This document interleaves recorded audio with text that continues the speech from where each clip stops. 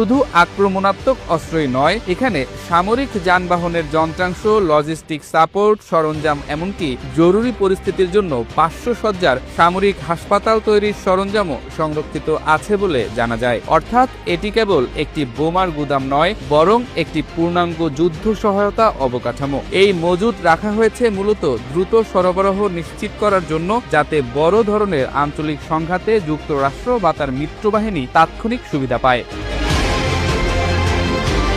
তবে প্রশ্ন উঠছে, যদি এই ধরনের উচ্চমাত্রার গোলাবারুদের গুদাম সরাসরি ক্ষেপণাস্ত্র হামলার লক্ষ্যবস্তু হয়, তাহলে কি হতে পারে? সামরিক বিশেষজ্ঞরা বলেন, আধুনিক গোলাবারুদ সাধারণত শক্তিশালী বাংকার বা সুরক্ষিত স্থাপনায় সংরক্ষণ করা হয় এবং সেগুলোতে নিরাপত্তা ব্যবস্থাও বহুমাত্রিক। তবুও বড় আকারের নির্ভুল ক্ষেপণাস্ত্র হামলায় যদি গুদামের ভেতরে সেকেন্ডারি বিস্ফোরণ ঘটে, তাহলে তা স্থানীয়ভাবে ভয়াবহ ধ্বংসযজ্ঞ সৃষ্টি করতে পারে।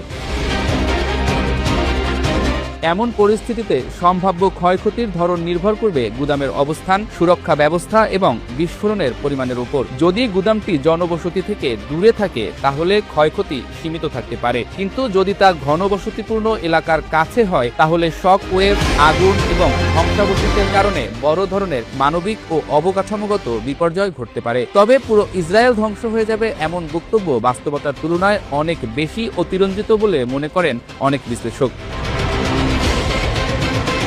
ইরান সত্যিই এই অস্ত্রভান্ডারকে টার্গেট করবে কিনা তা নির্ভর করবে বৃহত্তর ভূরাজনৈতিক পরিস্থিতির উপর। কিন্তু একটি বিষয় স্পষ্ট, মধ্যপ্রাচ্যের উত্তপ্ত প্রেক্ষাপটে এই অস্ত্রভান্ডার কেবল একটি সামরিক সম্পদ নয়, বরং সম্ভাব্য